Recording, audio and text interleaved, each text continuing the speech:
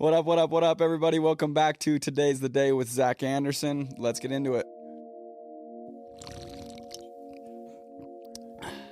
Hey, what's up, everybody? Welcome back to Today's the Day with Zack Andersen. What up, what up, what up? Welcome to Today's the Day. All right, what's up, everybody? Welcome to Today's the Day. Much love to everybody. Today's the day. Thank you guys for tuning in as always. I wanted to jump on super quick and let you guys know I'm extremely excited to announce that we finally have the top 10 journals live. They're on today'sthedayshop.com. Make sure you go and get yours. These things are perfect. We got them to the T exactly how we want them. It took longer than we were hoping, but they're amazing. I can't wait for you guys to go and implement these practices and develop these habits that have completely changed my life. So go and check out the journals. Go and get yours today. And I appreciate you guys. Much love. What up, what up, what up, everybody? Welcome back to Today's the Day with Zack Andersen. Today we have Mr. Dave Jensen with me, and I'm absolutely excited to chop it up. Dave, thanks for being here, man. Absolutely. I'm excited to be here. Let's go. Appreciate you, brother. I appreciate you. We had a little mishap where I had sent the wrong date, and you showed up yesterday to record, and I was at work, so I apologize for that, and thanks for making it work. I was just really excited. I know. I like it. Showing up a day early. Real quick before we dive in with Dave, for those of you guys who don't know Dave, just my experience with Dave first, and then kind of the bio that I've got of him. But like, Dave is partnered up with Casey, who's obviously one of my biggest mentors, and just the amount that Casey looks up to you is honestly like, it's mind boggling to me. I've never I've seen Casey look up to a few people, but he is like, he has been die hard that you need to be on this podcast, and you're on my list, of course, but like die hard that you need to be on the podcast. That's cool. And get it done. So I'm really excited to go through and kind of chop it up. But real quick bio on Dave, in case you don't know Dave. Born in Payson, Utah, raised in Vegas, one of 6 kids, right? You ended up, you went to college at BYU, right? Yep. Ended up on Wall Street at one point. You're the co-founder of Beacon Data. You played pro ball for the KC Royals. You were a 3rd round draft pick. And now co-founder and managing partner of the Sandlot Partners, which obviously those that were listening on Casey's episode are familiar, that you guys have deployed over $400 million of capital. And now you're married, father of 5, so on and so forth. Obviously, we're going to go kind of more in depth on all of that, but a nice little surface view. My favorite thing to do is like rewind, like throw it way, way back. A lot of people know where you sit right now, especially in the Valley. They see you in your active role at Sandlot, and they see you and Casey working and like dominating, like blowing up, absolutely crushing, dominating. That's kind. No, I did. Yeah. As honest as I can be. Like literally, you guys are dominating. You're blowing it up. And I knew Casey from his work life prior, and now where he's at is like a whole different level. Like it's crazy, and you're a huge part of that. So rewinding it though, way, way, way, way, way back, like very, very beginning. So one of 6 kids. That's how many kids are in my family as well. Nice. Grew up in Vegas. What was the dynamic like growing up? What was the situation? What was your life? Yeah, I mean, I grew up in just outside Las Vegas, Henderson, Nevada, and desert, hot, dry, a little bit of wind, casinos. You know, my dad was a lawyer there. He worked for a lot of those casinos, and you know, I don't think at the time I thought much about the slot machines in every gas station, and gas stations open 24/7, and you know, my high school prom and homecoming just being frankly a lot cooler than yours. Yeah. You know what I mean? You could get a little bit more rowdy, I assume. Yeah, you definitely could do that too. But as far as like, you know, going to watch whatever, you wouldn't even know this is like Siegfried and Roy, or just these crazy world-class magic shows and singers. And so, and I was going to Top Golf. You were going to Top, Yeah. You're going to Top Golf and Checorama. Yeah, you know, exactly. Exactly. So one of 6, where are you in the lineup of siblings? So there's 4 boys, and then there's 2 little girls, and I have 2 older brothers. I'm number 3. So I'm number 3 as well. That's cool. Super cool. So 4 boys, 2 girls, and the girls are the youngest. Yep. That's like perfect scenario. Older brothers take care of the little sisters. That's dope. That's really cool. No, I like it too. There you go. When we had a bunch of girls to start out, I was like, wait, this isn't right. You're like, this is a little backwards. That's not really just how it works, you know? There you go. So. Exactly. So then fast forwarding as time kind of went on, so dad was a lawyer, mom was stay-at-home mom. Yep. Cool. And then as you got through high school, I'm assuming to end up playing pro ball, baseball was a massive focus as you got into high school and everything like that. Yeah. I assume, right? What was your high school experience like? Obviously proms were more fun than mine. Very different from where I'm from, but yeah. I went to this school called Green Valley High School. I don't know if this is bigger or littler than your school. It's like 3,500 kids, so pretty decent sized. I had a great experience. I was fortunate. I had a couple brothers that kind of blazed the trail. So when I showed up my freshman year, other than the seniors that back then that, smacked my butt with the wooden paddle and like the pre-freshman hazing that doesn't exist anymore in today's world, which was a real thing. Other than that, like life was probably in some ways a little bit better, a little easier. The coaches, the teachers, and my brothers were good dudes. There were athletes. And so, yeah, I had a great experience.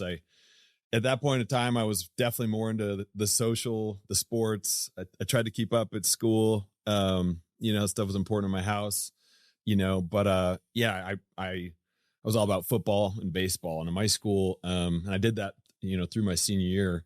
But baseball was just like crazy good there. Nationally ranked teams, 4 kids a year on average getting drafted professionally.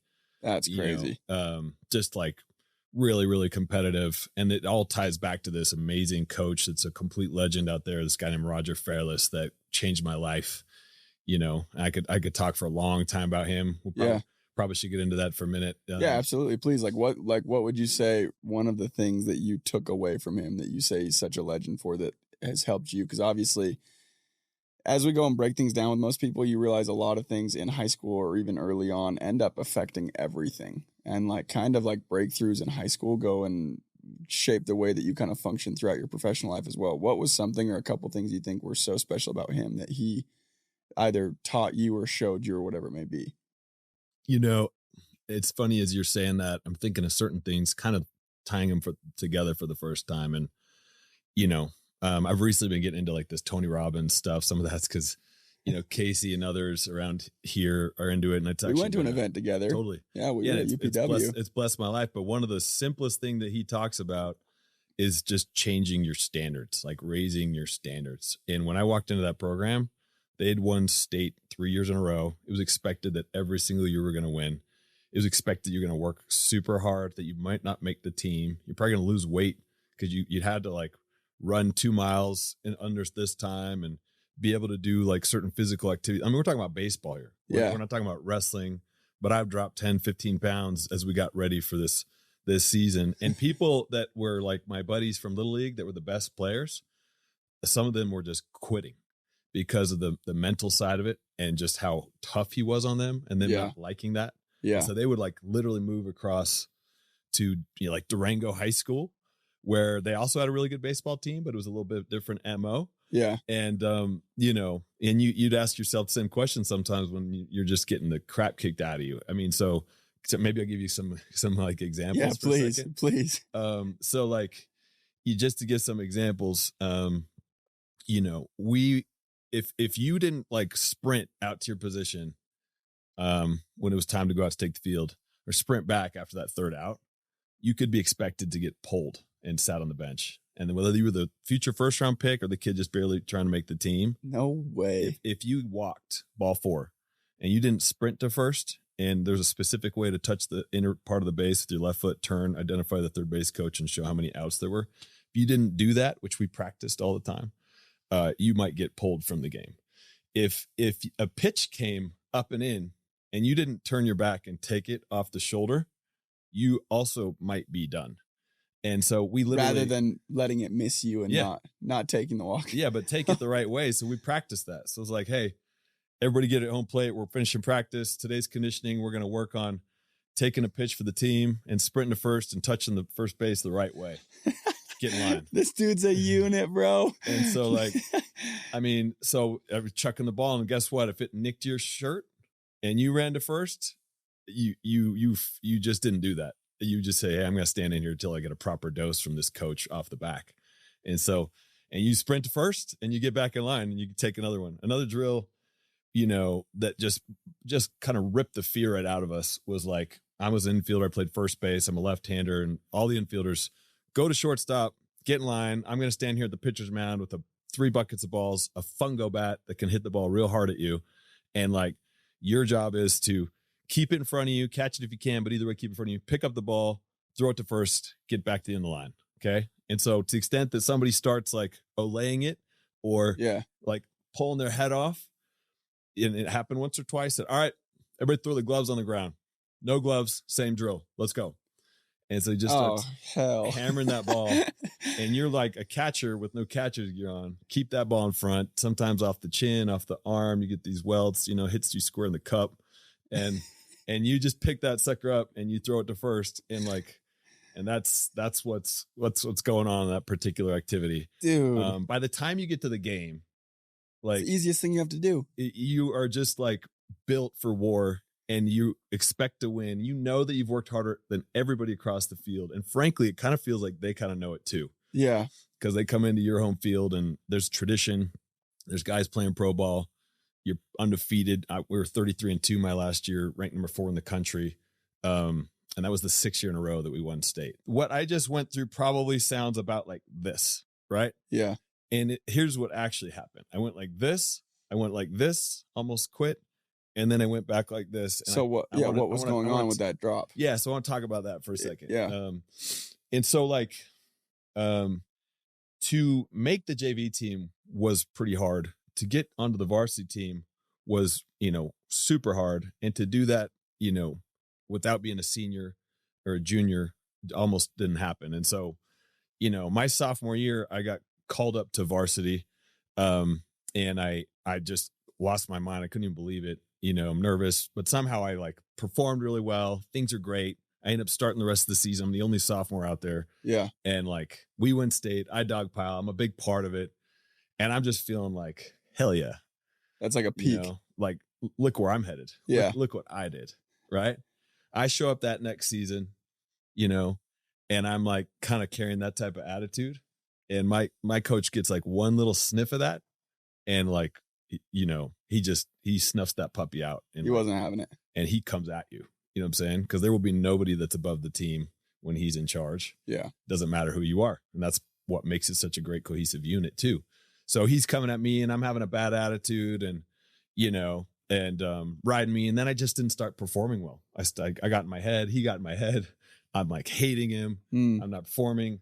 I end up sitting the bench as a junior as we won state again without me. And where your sophomore year you were out there. Oh yeah. And starting. my heart is like broken. I'm feeling embarrassed. Like my pride is hurt. And I tell my dad, I think I'm just going to quit. I think like, I can't even believe this happened. Maybe I'll just do football. Like this is the worst I've ever felt about sports. And yeah. And he says, hey, before you quit, and I totally respect if that's where you want to go, but let's just go try this one thing in Southern California with this one coach that helped one of your other teammates hit their stride. So, okay, all right, let's try that. And I ended up meeting this guy, this guy named Scott, who's tremendous. But what was crazy was just the mental side, right? We sat there for 3 hours in Irvine, California, before I even put on my batting gloves and took a swing. 3 hours. Doing what? Talking about the mental game of baseball, talking about the relationship with my coach, talking about what my fears were, why my feelings were hurt, just talking about how to approach adversity, you know what I mean? And how to work through it and how to like control the things you can control, but not, let the other things go. And setting goals like, hey, what do you think if you're going to go back and do this, like what's the approach that's going to work? What are you going to do outside of all that stuff that your teammates aren't doing? Yeah. You know what I mean? And I start to get some momentum, some enthusiasm, some confidence. This guy believes in me. He's got this contagious energy about him. And then we start getting into my swing and he just kind of helped me get through a couple of things on top of it all. So yeah, I didn't talk to my coach. I just went and played in the summer. He wasn't my coach. We kicked butt. I did a lot better. And then that fall, I'm about to start the football season and I had at that point a couple concussions and I'd kind of missed my college recruiting window for baseball because I was sitting on the bench the previous year. And I had a decision to make. My coach approached me, the one that was tough, Coach Fairless, and he said, hey, I appreciate your effort, your hustle. I got you on if you want it. This Scout League, Chicago Cubs wood bat team, but it's in Phoenix and it's every weekend during the football season. So you got a choice to make, but if you want it, you'll get some great exposure. due to the concussions and just me feeling like baseball was probably more my ticket and I loved it more, I said, let's do this. So kind of a bittersweet thing because I had all my teammates and my homies on the football team. And I'm like, guys, I got to go do this. But you know how those things go, you know, your friends still love you and you just press forward. So, you know, and my mom and dad had taught me super, you know, hard work ethic. And one of the cool experiences I have that I bonded with my dad on was he took me down to Phoenix like every weekend. He was a busy guy. Yeah. And he knew that this was a unique opportunity and he needed to help me. So, but he didn't just like bring me down there. This is cool about my dad. And this is like the hustler and the grit that Coach Fairless taught me to some extent, right? You could see it wasn't just from coach, but my dad, like he was out literally networking, hustling, grabbing college coaches, grabbing pro scouts, literally pulling him from the shoulder, pulling him over to come watch me at my next putting in real work. And he was he's pretty convincing. He's like a partner at a law firm. He had to do a lot of that type of persuasive stuff. And so at the right moment in time, you know, Coach Gary Pollins with Brigham Young University's head baseball coach, he pulls him over and I crush a ball in the gap. He sticks around. I hit another 2 doubles in that game. And, you know, I ended up getting a scholarship opportunity. I had some others, but I ended up choosing to go to BYU. And then my senior year, you know, I just got back to that stride. Yeah. And we won state and like I got drafted professionally, and had some other offers to other schools, but I really truly look back to that moment when I almost quit. Yeah. And I asked myself this, I kid you not, maybe every other day, like what would have happened if I would have given up, you know, at that moment? And like, what kind of character can I attribute back to the rest of my success? Literally to that moment and the habits that I learned and the willingness to go dig in. Well, dude, not even so surface level with that question, like what would have happened? And I want to go back and break down a couple things in there because that makes so much sense. Like that's so sick. But not only like what would have happened had you not kept playing baseball and quit baseball, actually what I think would have been more detrimental to like your life in general is how you do something is how you do everything. And if you start like quitting early, it turns into something that continuously happens, if that makes sense. Yeah. So it's not even like, oh, you would have missed out on the chance to go and play pro ball or anything like that. Like that might not even be the extent of it. It might be like way deeper than that. Setting a standard of sometimes I quit or I quit when it gets hard. Exactly. Yeah. Rather than no matter what, like I go figure it out. There's going to be ups where I'm like king of the world. There's going to be downs where I don't want to be here at all, but I'm going to ride it out and make it work. So that's really cool. And then that coach, like what he was doing along the whole way, because I see like those little things are the difference makers in everything. Like if you can go and get up to bat with absolutely zero fear and knowing exactly what to do, like the little things, the way that you know exactly how your foot's going to go touch the base and you're going to make sure your third base coach knows how many outs there are. Those little things are what make the big difference when you put that with every single player all the way through. So noticing little things compound, like your coach sounds like such a genius at a high school level too, which is like insane. Yeah. And obviously there's props to everyone involved, but the coach mainly, like when you go read about these coaches, like a John Wooden even in basketball, very, very similar mindset. Like the first thing he teaches you is how to put on your socks. Yeah.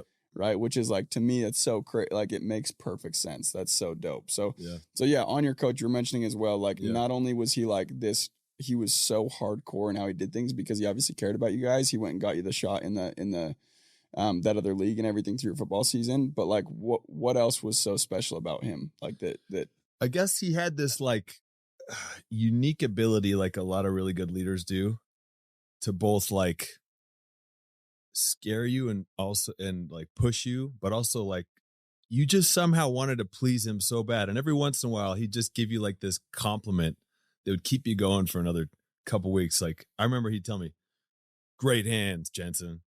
And it was just like, it just like my heart warmed. You're like, yes. You're like, I did it. I mean, I literally like, my heart just warmed saying that to you because he was like that tough, but I also, and I'll give you another example. He was old school. You respect the game. You don't wear your hat backwards. Like if I see you guys wearing your hats backwards, and this might sound funny around here, cause especially, here in Utah County, but like, that's disrespectful to the game of baseball. And you're part of this team. So if I see you at the basketball game on Friday night with your friends and your hat's on backwards, when you show up to practice Saturday morning, go run some laps. I love this dude, bro. And so I love this dude. But here's where it gets kind of fun and cool. And like, I have like distinct memory of, getting on the bus after we won state and just this euphoria. Because when you work that hard and you achieve something together with people, there's just nothing better, I'm convinced, in all of life. Yeah. And right before he gets on the bus, somebody on the bus like, hey guys, everybody put your hat on backward. So the whole team puts the hats on backwards. He gets on the bus and he looks at us and he just shakes his head, he smiles, he goes, you motherfuckers. This is your coach. He loved it. Like he loved it. And it wasn't just that, guys. Like in that moment, tears just start streaming down his face. Yeah. And everybody is just like sobbing, man. That's so cool. Because they just, you knew that he loves you, but it's like the tough love. Yeah. So anyway. Which is, typically the most influential. Yeah. And the last thing I would say is like, I text him now every 2-3 weeks. Yeah. I've seen him a couple times. The relationship that I have now, I didn't have then, and he's been through some really hard things. He's dealt with multiple hip replacements and massive issues and cancer and hospital, 50 times last year and really tough stuff. And so it's crazy to be texting him and calling him and like talking about life with him now. And in some ways putting back the things he taught me to help him like feel better and to express my gratitude so he can feel at this moment in his life like he's done some really awesome stuff for other people. Yeah. It's kind of been a real special part for me of the last, couple of years. Yeah. So, yeah. I can only imagine how stoked he would be to have that relationship with you now. That's so cool. I love that. So then, dude, baseball took off. You were third round, right? Draft pick, ended up playing for the KC Royals. Yeah. Correct. So like I end up heading off to BYU with like zero desire to actually, which is funny, to play baseball, yes, but like the honor code stuff and all that type of stuff, I was just like, not into, let's put it that way. But I went and kind of had a bad attitude again. And, but eventually like season gets going, life's getting better. It's warm. I'm playing ball, and I'm starting to kind of find good relationships with good people there. Some buddies on my team in particular, they start getting all their calls to go serve missions. Mm-hmm. And like, I just was not into that. I kind of told my coaches, never going to happen. You can count me in for next year. Yeah. And then they start going though. And I end up getting invited to a different wood bat league, this time up Fairbanks, Alaska, to play for the Gold Panthers against all these, really good college and pro prospects.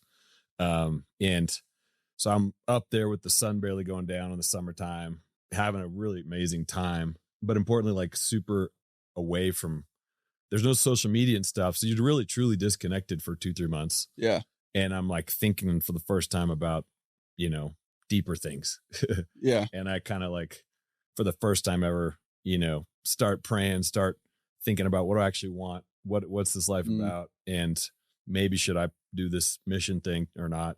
And so like, I'm proud that I decided to go because I felt it myself, not because my mom was pushing me. So you did end up going. Yeah. Oh, dope. And I also was proud that I did all that and surprised everybody. Like didn't tell them I'm going to start doing paperwork. I just like one day showed up and said, hey, you want to open this with me? Which That's crazy. Cool. So yeah. And I got called to serve to go to Uruguay, and like a lot of people in your orbit, that was also super important part of my life. Yep. Super pivotal. And I worked really hard and developed some great relationships.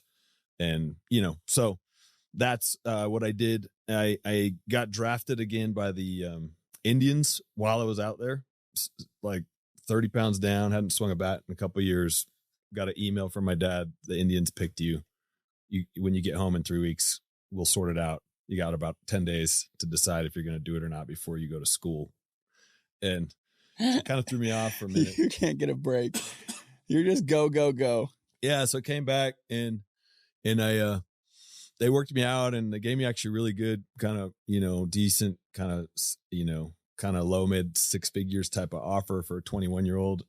But I just kind of was real clear, real fast with them. I just said, I feel like I need to go back and play one more year for a lot of reasons. One, because I told my coach I would. Two, because who knows if I'm even good anymore. Yeah. Three, it just kind of feels right. So I'm going to do that. So you turned down the offer. Like you turned down. Yeah. So I got out. Yeah, exactly. By the Reds and then by the Indians. And then I started super slow in the season, even though I was working hard. I just was rusty. And sometimes that's just how it goes. You don't break through and then you get some momentum in life and in sports. And in this case, about a quarter of the way through the season, I was hanging out. I was playing against the UNLV Running Rebels in Vegas, where I'm from. I got my coach Fairless in the crowd, my family, some friends. I had won a state championship on that field, and just something about the magic and the familiarity. Let's go. I just started going bonkers, and I hit 240 batting average up to that point, and ended the year at 411, which is pretty good, especially just that it kind of started so slow. So, geez. Anyway, so that once again, being able to like win a conference and some of those things with the team and the ups and the downs, and that's just kind of life. And so I attribute a lot of that type of stuff back to sports. I'm super grateful for sports and what I've learned from them. That's awesome. So then after that season, so you played one more season of college ball, right? Yeah. Then I signed with the Royals. How long did you play with the Royals? 3 years. 3 years with the Royals. Yep. So I went hard, got paid to play a game. The minor leagues are definitely not what some of y'all are thinking about right now. It's at least within the Royals organization. What does that mean? It's like buses and, I was fortunate. I made pretty good money signing bonus. And so I kind of was in a better spot, but most of these guys just came to have a chance to make the big leagues. And they were literally making about $1,300 gross per month pre-tax. And then when you're on the road, they give you $20 a day to find some food for all 3 of your meals. Perfect. And so it was just That's crazy. Anyway, they recently had some settlement that they agreed to pay minor league players more money because it's basically slave labor. There you go. So that's like on some of that's just fun to, I guess, share some light about it. Yeah, absolutely. But one of the fun stories was, maybe a couple of them. One was my third day in. You guys are so young, you probably don't even know who George Brett is. He played in the Royals, and he was a Hall of Famer and just a crazy, passionate, hard charging ball player. And anyway, so my third day playing my ball, he's scheduled to work me out, and I'm out there on the big field with this Hall of Famer, which is pretty cool. You kind of have a hero that's like, you're just like in some ways on his level, and like, how am I on this guy's level? Anyway, that's crazy. Anyways, but he was super colorful. Everybody always known him. He got thrown out of a home run. He came after an umpire because this thing called the pine tar incident against the Yankees. He hit a home run. Apparently the pine tar that you used to have stickiness on your hands was apparently too high. And they said, you're out at the end of the home run. And he just lost his freaking mind on the umpire. You have to go YouTube it sometime. So this is the guy that the guy that's working you out. Yeah. Okay. And so I show up. A lot of people call me DJ. Dave Jensen is like, what's up, DJ? I'm like, George. It's like, how we doing? I'm like, good. Hey, BYU, right? I'm like, yes, sir. Like, you don't drink, don't smoke? I'm like, nope. He said, Dale Murphy and Steve Young, they're Mormon. Or he said, like, you Mormon? I was like, yep. Yeah. Like, yeah. Vance Law, Danny Ainge, like, yep. He's like, hey, and he kind of leaned in. He's like, hey, DJ, guess what? I'm Mormon too. I go, yeah, George. He goes, yeah, I believe in bring them young and bring them often. And that perfectly encompasses personality. I love that. Yeah. So then we get into like the hitting lesson. So you guys were friends immediately then? I just laughed. It was funny because my manager literally had told me the same joke like 4 days later or earlier. So it's just a recycled joke. I'm just like, oh, you guys are just all so funny. This is great. But you That's know, awesome. he ends up giving me this lesson, and it's like he's, you know, I guess I would say he starts flipping me balls, trying to get me to hit the way that he hit, and apparently I'm not getting it. And he like this, no, like this, no. He's like, here, you flip me balls. I'm like, okay. So I'm flipping balls to the Hall of Famer, and I kid you not, he might have been retired at that point 8 years. He is hitting the ball with nothing behind it, no velocity, like off the wall, the big league wall. And he's 48. And I just got paid money to be this power hitting first baseman type of thing. Yeah. And I'm just like, and this smoking. guy's something else. That's he's amazing. Just different. You know, some people are just different. I love that. So that would be one story. A different story would just be spring training. I actually played minor league ball with a guy named Garth Brooks, you know, country singer. And Garth Brooks. He had this like, you know, dream. He kind of retired around 2002, I think it was. Mm-hmm. And he just like, I don't know if I want to do this anymore type of thing. Yeah. And during that little window, he and the Royals came up with a little agreement where he'd come and play ball, get to live his dream, and he'd just be good to the fans. And that was the deal. And because the games don't matter in spring training, because there's no record, you're just getting players warmed up for the season. Yeah. Like, cool. Let's do this. Yeah. So I end up like working out with George. That's dope. With Garth. Yeah. But he was so freaking nice. I'd go in to be showering and stuff. He'd be out there with like, you know, 60 fans. I'd come out 40 minutes later. He still got 10 fans. That was every day with a big old grin on his face. Loving it. And at some point, frankly, I didn't really even talk to him because I was like, I don't want to be that guy, you know? Yeah. But like the last day, we're all about to bounce, and he and I happen to be getting like our arms get ice on them. And, you know, I'm just like, hey, Garth, I'm a big fan, man. Super cool to meet you. And, you know, and I was like, I do have a favor to ask. He's like, yeah, what's up, man? I'm like, I got a brother and a sister whose birthdays are, you know, the 21st and 23rd of March.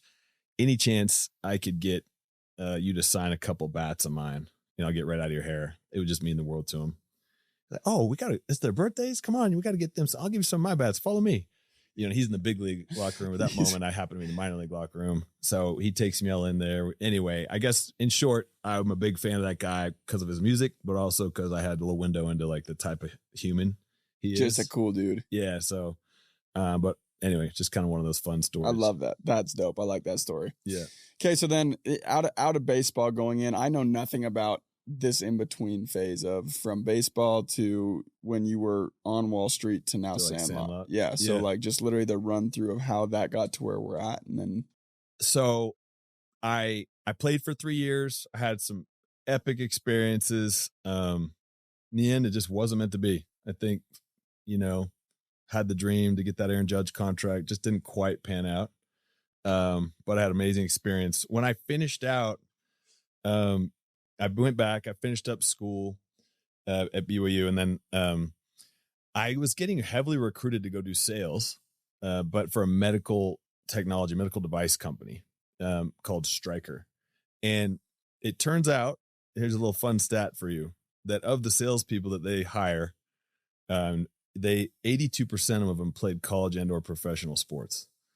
So they have like a real tight profile on what they're kind of looking for. And so, I clearly was kind of in that profile, and I went at it, and I was definitely didn't know much about what I was about to get into. Yep. You know, that I'd be in surgeries every day and scrubs, that I'd be helping coach doctors how to use like technical, like minimally invasive, you know, tools, shaver blades, scopes, visualization, camera heads for the, you know, that's crazy. Knee scopes and rotator cuff repairs and ACL replacements and, you know, appendectomies and all kinds of stuff, man. That was my world for a little shy of 2 years. And they give you a hefty quota. You know, I don't know how it works at Vivint, but it's kind of like wherever you were at the end of the year, you got to be 20% north of that, or you're either out or you're on probation in terms of like revenue you generated in your territory. And Jeez. so that was kind of my life. And it's a crazy environment. You be, you know, I don't think I'm inappropriate talking about all this stuff, but the realities are like your competitors in the same operating room with you with the same doctor trying to position his product next year to build a relationship with the guy while the doctor's doing a surgery on a patient. That's a different type of game, dude. And Holy he's like cow. trying to convince the doctor to let him roll in his equipment for the next surgery so he could just give it a try, no strings attached. Meanwhile, the hospital and that doctor are paying to use your equipment. And so you're kind of like trying to ward off the competition, all while there's like surgeries going on. Jeez. You know? That's a real thing. That I don't know if That's it's like still, a real thing. I don't know if it's still that There's way, no but way that's still a real thing. There's no shot. That's what it was. That's you know? remarkable. Yeah. So you did that 2 whole years. So I did a couple of years. By the way, I hate blood. And when I get poked with the needle, I'm like turned the other way. Oh my gosh. And so, you know, for that and, you know, main reason, and because I just was like, I had made enough money playing ball to actually have a chance. You know, you've experienced this because this revolutionary thing where they unlock human potential at Vivint and some of these other companies with really young people early to actually be able to go generate sales, do something with your talents, your skills, build, you know, and build some economic like wealth for yourself early and have some means. So you have these decisions. What do I do with my money? You know, do I spend it all on a car? Do I save it? Do I invest it? Do I do some combination of those things? If I'm going to invest it, where do I invest it? So I had, you know, $500,000 at 22. And back then, I don't know what that's equivalent today, but you know, whatever, maybe more, $1 million or something. And I had to make some decisions on where to put it. And I learned early, like these principles from Richest Man in Babylon. Like I don't know if you know that book. I love that book. Okay. Yep. That was one of the first books I read. Do you remember this dude, Arcad, who's like trying to learn how to be like the richest man in Babylon? Trying to become rich. You know? Yep. He's kind of like the little Zack, you know? She's like, hey, Casey, just tell me how you do it. Exactly. You know, looking for some crumbs. And he finds the wrong people doing the wrong things. Well, he kind of says the first thing the guy tells him, he's like, hey, Arcad, okay, you need to like save your money, not just spend your money. Like save some of it. A portion of everything you make is yours forever. Forever. That's it. So he comes back in a year, if you recall, says, how'd it go? He says, it went great. Cool. What'd you do with the money? He says, well, I gave it to a brick maker. I gave it to the brick maker who's headed over to trade for some jewels with the Phoenicians. And when he comes back, he's going to sell them and I'm going to get some of the profit. And he goes, you fool, you've lost your money. The Phoenicians are scoundrels. They traded glass. And because the brick makers are freaking brick maker, you know, he doesn't know the difference. Yep. Let's see what you do. I'll see you next year. Yeah, exactly. And then anyway, he starts learning, like, give the money to the best tailor to tailor clothes, not to make bricks, so on and so forth, and align yourself. Anyway, so some of those principles I learned the hard way when I was 22. I gave some money to the wrong people, and I just thought, frankly, it was the guy that told me about the great baseball lessons that helped me be really good at baseball. It was like, well, you know, and I trusted the heck out of him. He's like, you should invest it here and here. I'm like, it wasn't related to baseball, right? I'm like, cool. Yeah. Sounds great. And you trust him. So it's like, may as well. So like, honestly, it was one of the more important lessons, right? I think when you can learn those types of lessons when you're young, you have a whole life where you benefit from some of that like scar tissue. Absolutely. And maturity that you pick up pretty quick. Yep. And I made some other good investments with people in the right field, real estate professionals with real estate, so on and so forth. And at the highest level, like that's exactly what Casey and I do all day, every day. So we just try to go find the absolute best brick maker who doesn't need any money typically. Convince them to take some of our money, figure out some terms that make sense, and then have enough, you know, space there to bring in other people's capital, not just me and him. And like, we all go get to invest in that together and, you know, compound our wealth, so on and so forth. So anyway, with that, I was like really fascinated by like finance, investing, and less fascinated with blood and surgeries. And so, you know, I was able to get into Brigham Young University's MBA program. Part of that, if I like, you know, I wasn't married at the time and I was kind of thinking maybe my future missus is hanging out down in Utah County. I was living in Sugar House, Salt Lake at the time. And so back I went, and over the next couple of years, really focused on finance. I did, of course, you know, meet my future bride, you know, Liz, who's amazing. And so that's kind of how I got into finance. But there's like some funny little like nuggets, right? I mean, what you end up realizing is that stuff that sets you apart in the hard work category, will always, well, at least for me, I've never been smart enough to just be so smart that I don't have to do the hard things or the other things. Yep. And so because I know that and I'm willing to work, there's other people that work super hard, but I think that's been what's gotten me most of my success, is just being willing to put in more hours and do more. Hard work beats talent every time. 100%. Every single time. Angela Duckworth with Grit. She wrote Grit. Mm-hmm. She's coming to speak at our conference on, I think it's Tuesday. And she says, if talent counts, effort counts twice, Yep. She's saying, by the way, she's saying if talent counts, right? Anyway, so that's always been kind of the case. I think those things are really true. 100%. What was it? I listened on your thing. Todd said the other day, what did he say? The thing on his dad's wall.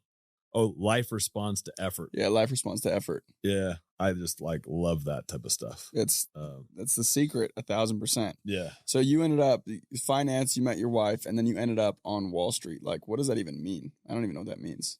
Yeah. So this stuff was like, that might be a dumb question. So when I was your age, I was the same spot. It wasn't until I was about 27. How old are you? I'm 24. Okay. So I wasn't until 27 until I even knew what that started to mean.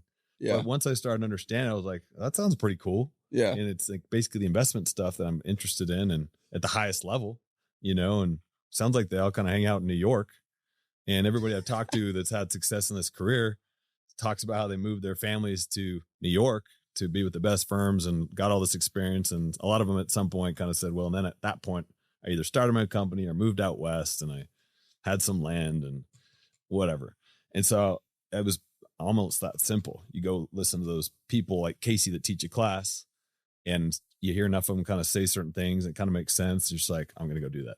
Yep. And so that's kind of what I did. But to get there is like not such an easy thing. Right. And so this is where the shameless side just kind of comes in. Right. So like, if you don't have experience in somebody's field and somebody else that's trying to get the same internship, for example, does, like, how are you going to compete with that? Right. And so you can hustle, you can talk better, you can have some stories, but you gotta get scrappy and creative. So I literally, of course, prepared, I networked and tried to understand exactly what their business was and convey how I could add value. But also when I left, I wrote thank you cards and slid in signed baseball cards of myself. There we go. And so and it's that was your edge. It's it's like embarrassing, but in some ways it's not embarrassing because I'm actually kind of proud of that because it's like resourceful. And I was like, I really want this thing. I'll do whatever I have to my advantage to do it. Oh, absolutely. And not to say every interview with every place that totally worked, but I do think at some level it set me apart. And as I just kept trying and getting told no and trying, but then also slipping baseball, Yep. At some point I got a couple offers. That's dope. That's dope. So then how was your experience there? Like, what was your experience while you were out there prior to now where you're at? Right. How long were you there? What was that? Yeah. What was that experience? It was amazing, man. I mean, as I'm like listening to myself talk and you're asking me these questions, it's kind of cool because I'm just thinking about getting chewed up and spit out back on that high school team, having been through that, and those balls coming at you and you don't have the glove on, getting smacked on the face and the chest. And like, you go into a firm with really limited experience and they throw you right in the mix. I'm leading the investment committee meeting, representing pensions, endowments, foundations. I'm the lead person talking to 20 managing directors, which are like people with 20 plus years experience type stuff. I'm leading a recommendation for XYZ pension and this endowment to invest a collective, from 50 to like $500+ million into this particular private equity fund or deal. I'm on the front lines. It is almost like not fair that you should do that to a human being. And they're just coming at me with all kinds of questions. I don't even fully understand the question. Yeah. Let alone how to answer it. Yeah. You're like, so, I mean, I like when they say fake it till you make it, like there's never been something more true. I am just like pretending my way, coming home to Liz, being way too open with her about how much I'm pretending. She's terrified. She thinks like, I'm going to get fired. That's amazing. That's amazing. And how many years Well, I guess first off, where did you get like, I mean, I assume baseball is a big part of it, and honestly goes probably all the way back to your high school coach. Yeah. But the confidence to go and like, the confidence to fake it till you make it rather than breaking under the pressure. Because a lot of people have an opportunity to go fake it till they make it in most careers, and they just kind of break. They like fall apart under pressure. Yeah. You know, it's a great question. I think I have parents that just gave me confidence. My dad, and mom, I could remember distinctly them telling me and writing me letters when I was like out serving a mission and stuff, like, there's like greatness within you, son. You know what I mean? They'd say things that just seem to like sink into me, that I now, as I have 5 kids, I think about it. I'm like, man, if I still think about some of these phrases that they said that I actually believed, I still believe and want to believe, man, I need to do that. I try to tell my daughters, I believe in you. You're beautiful. You're smart. Try to tell them that regularly. And anyway, so I think your parents, my parents, I think not giving up when it would have been so easy to quit, back on that early story. Just getting your teeth kicked in out there in South America, talking about, sometimes a controversial topic of religion, but also believing really strongly that it would help people. Yeah. And it's your job while you're there, even though you're paying to be there and you're volunteering, and just like keep going and it'll get better. Yeah. Type of thing. And so I think it's just kind of hanging in there. Yeah. You literally developed a habit of like hanging in there. Like you developed a habit of just making it work, which is really, really cool. Because a lot of people, I think the reason I bring it up is because in my space, there are so many people that make decisions seem like such a small thing. Yeah. Like they make like, oh, I'm going to like, I tried it, didn't work out. So I'm just going to go, even though their word is, hey, like, and in a very easy example, hey, I'm going to be working with you until this date. Yeah. Right. Or until this time. And then midway through there, they're like, oh yeah, it just didn't work out like how I thought it would. So it's commitment, but it's extremely conditional. Whereas I think you went and developed what I think is one of the most important things in a lot of industries, which is just unconditional commitment. Like you were just like, it doesn't matter if these dudes are way smarter than me, asking me questions I don't even understand. I'm going to go figure out how to make it work, which is really, really cool. That's dope. Yeah. Doesn't mean it's not crazy hard, and you don't get embarrassed, and you don't second guess, and you don't think a lot about giving up. That's human. Yep. But at the end of the day, your actions, if they continue to press forward, it just eventually it has to work out. It's going to work out. My favorite quote ever that I try and teach my guys, literally my favorite quote, and I've said it on a few of the episodes, is you cannot beat someone who doesn't quit. And that for me resonates because I'm actually, I don't think I've ever really started something and just been like talented out the gates. Like I have always had to like suck for a little while until I get decent, and then I get okay, and then I get good, then I can get great if I stick with it. 100%. Right. So I love that. I think, you ever watch the movie Rocky? Oh yeah. I love that corny stuff, dude. That like the Rocky movies are the ones that have me like emotional. So there's a lot of parts. I'm a movie geek, and it's kind of embarrassing how emotional I get watching like, any movie, any Hallmark I'm the same way. I'm the same way. But there's like the Rocky stuff as you're talking, I'm thinking to myself, because that's also how my brain is wired, right? I think of movies, I think of movie soundtracks, and I'll think of movie quotes, and I'll somehow remember something from 24 years ago, and people look at me like, anyway, it's useless, but I do that. But Rocky, I think there's multiple movies where he's just getting the crap kicked out of him. He's like, should quit. Right. Yep. I think it's Apollo Creed in particular, who was like the man, and he's kind of coming in with the USA hat on. It's like a big joke that he's even fighting this guy, Rocky. Yeah. Rocky Balboa. Who the heck is that? Yeah. And like, it's just like, he's just beating on him. And he falls down, the movie dramatized it, but it feels like he falls down 7-8 times, and he gets back up, and he gets back up. And he's just like landing him square on his jaw again and again and again. And Rocky just gets back up. And there's some point toward the end where Creed's starting to get a black eye, and he's just getting tired. And he's just looking over there, and he's just like, that guy's not even human. Like, I don't think I'm going to have to kill him to win this boxing match. Yeah. And things start to change, Yeah. And I just feel like if we can have a little bit of that Rocky DNA, So, and some of it's, you could go back to other things. Like in my mission, I remember seeing this like mat on a McDonald's tray in Spanish with a huge crowd of people at the local Uruguayan national soccer team match. And they're just going freaking bonkers. And what it said meant so much to me, both on the mission before and since. It said, dejando todo en la cancha. And it just said, leaving it all on the field. Right. And so there's some level of like, whether I'm so similar with that. Little things like that get me every time. Yeah. And I literally went to them and I said, hey, could I get like, how many of these things do you have? Like, we got a big old style. Like, could I get like 50 of them? Yeah. You're like, why? It's like, well, I have some other missionaries. I want to talk to you about this and I want to take some home and I want to put one on my wall one day. Please tell me you still have one. I do. 100%. Yes. That is so sick. I framed that puppy. That's so sick. You know? And so it's just like leaving it all on the field. They talk about getting in the arena, right? Mm-hmm. You know, getting in the arena.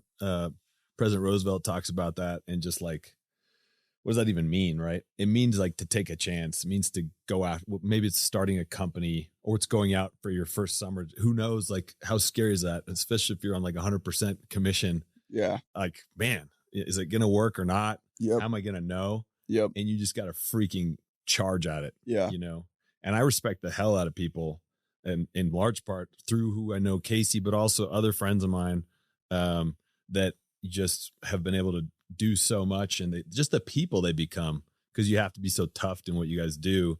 But it's taken that leap, and because there's no guarantees, you actually might fail. Yeah. And it's you can't fully guarantee that. But if you never take a chance, if you never try it, like there's some amount of dignity that you're just never going to fully have. Right. Yep. I was just watching Hamilton this morning on the treadmill, and you know, the studio guys are loving this. And what's his name? Burr. You guys seen that? I haven't seen Hamilton. Okay. I haven't seen it. So like, he's talking about being in the room where it happens. You know that part? And like, he wasn't in the room. Like in some ways he never got in the arena fully. Right. And Hamilton's not going to throw away a shot. Right. Yeah. And you just look at that and you say to yourself, I want to be in the freaking room when it happens. I want to like be in the arena for better or worse, whether I win or I don't, you know. Anyway, at least you have a shot. Tom Brady's documentary is called Man in the Arena. That's dope. Anyway. That's dope. So you can cut all that stuff out if you want. But I like it. I think we leave it all. Yeah. So honestly, talking a lot, it's like, when we go through people's stories, and this is why I love it so much and why honestly it's so valuable to me and why we do it the way we do it right now, is it's like you go and you see like these battles where you're triumphant or you fail, but then you come back and you bounce back, and everyone that we sit down with, they go and they capitalize long term, right? And there's a lot of these battles throughout life that are like college sports, professional sports, business, investing, just like life things. Family honestly is a huge one. But then there's kind of the game of life, like the battle of life, where that, regardless of all these external things, and if you don't mind sharing, but these external things can look amazing and be perfect. But like, to me, the battle of life is more of like a spiritual battle. Like you are like internally, emotionally battling the ups, the downs, and everything like that. And I just listened to your podcast that just came out super recently, and I loved it, and it was super, super powerful. Thanks, man. But you talked a lot towards the end of it about like that, and what I would identify as like the battle of life, not on the surface, like not all these tangible things, but the battle of life elsewhere, where it's like everything can be amazing, but something inside may not be quite right that needs to get there, whatever it may be. And your experience, like I'm curious on your experience with that and things you found that have worked, and like your lows and your highs and all of that. And yeah, you got to get yourself right. And get your loved ones right. And that stuff matters. That's core. Yeah. And so, I think, my wife's been amazing. She's smart, talented, supporting, loving, beautiful. We're amazing with our kids.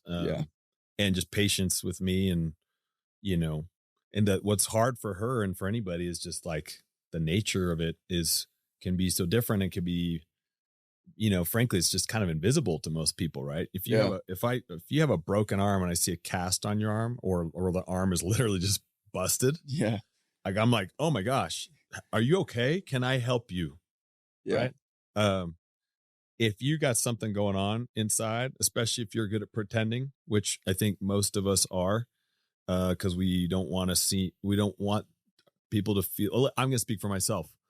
I haven't talked about this with anybody for 20 years. That has been a thing for me, where I've had struggles and medication and stuff, and some lows, periodic real lows. And I guess I would say, why not until recent? I think it's largely just tied to fear, right? At its basis level, it's fear. It's fear of somehow if I talk about it, maybe it'll get bigger, not smaller. All these narratives. It becomes real if you say it out loud. And frankly, it's scarier to me than that investment committee that we were talking about. Yep. At this point, but I think it's the right. Let me tell you the main two reasons. One, I feel like it's liberating so that you can be more real and authentic with others and with yourself. And you can feel like you left it all on the field. You can feel like, you went for it and you did the harder thing, not the easier thing. But I think the bigger reason is that, like, I just think there's so many more people that are dealing with that we just don't know. Yep. And that people are scared to talk about. I mean, I remember hearing Michael Phelps on a podcast talk about getting admitted because of mental health issues that he had. And it completely blew me away because he had 29 gold medals. He's Michael Phelps household name. Yeah. How does that guy have challenges with this thing that I have challenge with? That doesn't make any sense. That doesn't compute. Yeah. But then I watched him talk about it and go through it. And the way he talked about it and described some of his feelings and some of his fears was exactly what I was dealing with. And I kind of knew, like, this guy's, not that he'd be like BSing about it, but I was like, that's legit. Yeah. He's dealt with some of this stuff. And at some level, but then I said, well, but I don't have 29 golds. Maybe if I had 29 golds, I'd talk about this and be vulnerable. Exactly. There's always that other voice. Yeah. You have like the voice that comes to realization and then the one that's always like kind of nitpicking it. Yeah. So I guess what I would tell you is I'm still working on it. I'm working through, I might go see anyway, a new doctor. I try my morning routines. They're important for all of us. You guys have routines. I'm sure there's all kinds of stuff. There's study, there's readings, there's meditation, there's Tony Robbins type of stuff. There's certainly exercise, mantras. I mean, there's so cold plunge, whoop bands. I mean, sleep. Like, so I'm trying to take that stuff in.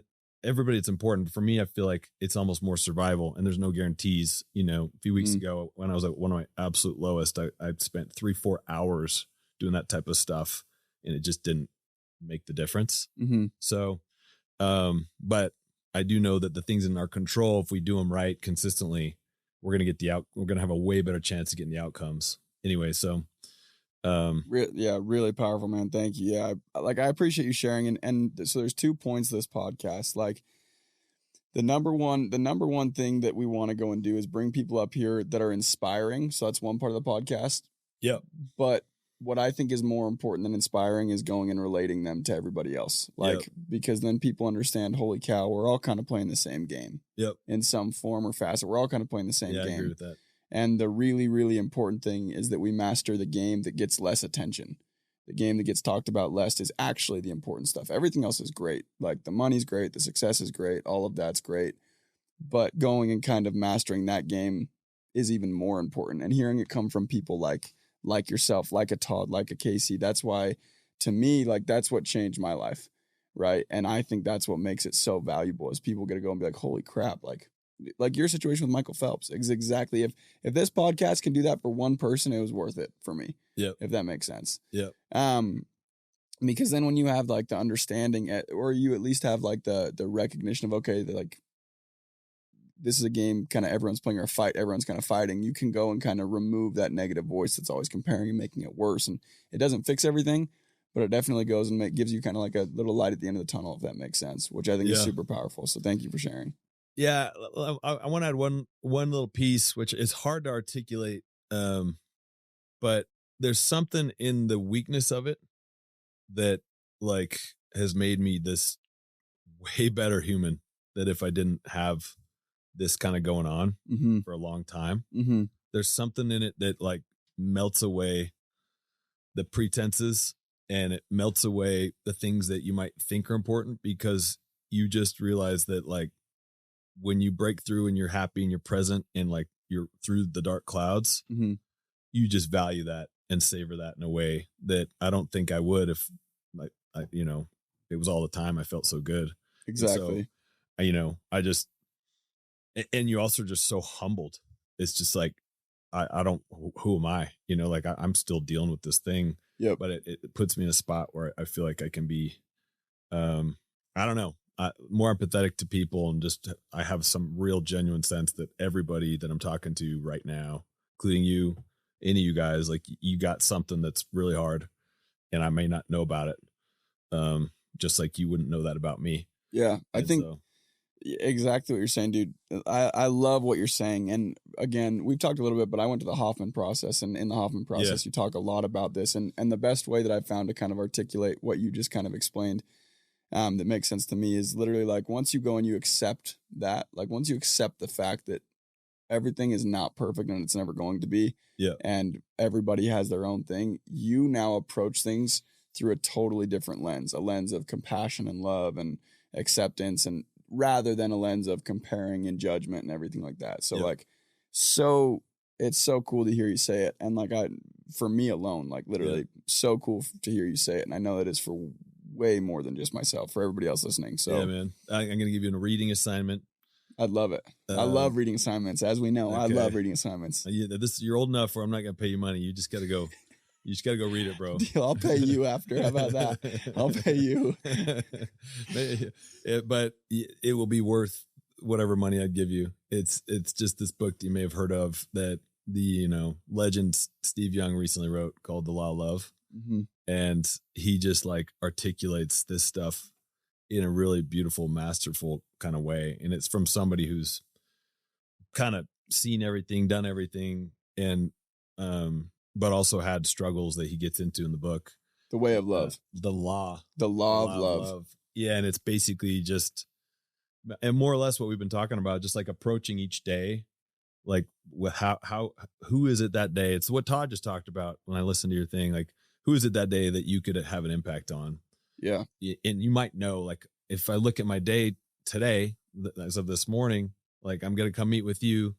I have this other call, and so there's some things, and I sometimes will even whiteboard it, be like, who can I kind of heal today? Who could I have an impact on today? Yeah. And you go write that down. But I always put like stranger 1, 2, and 3. Yeah. I love that. You were telling me about that. Yeah. Yesterday. Yeah, it's something new that I've been kind of doing. And I wrote the who can I heal today, because I got this, kind of like Casey, what am I grateful for? What am I proud of? What are my biggest opportunities type of stuff? Yep. But I added that one recently and it actually makes a difference, because then I'm actually thinking about it.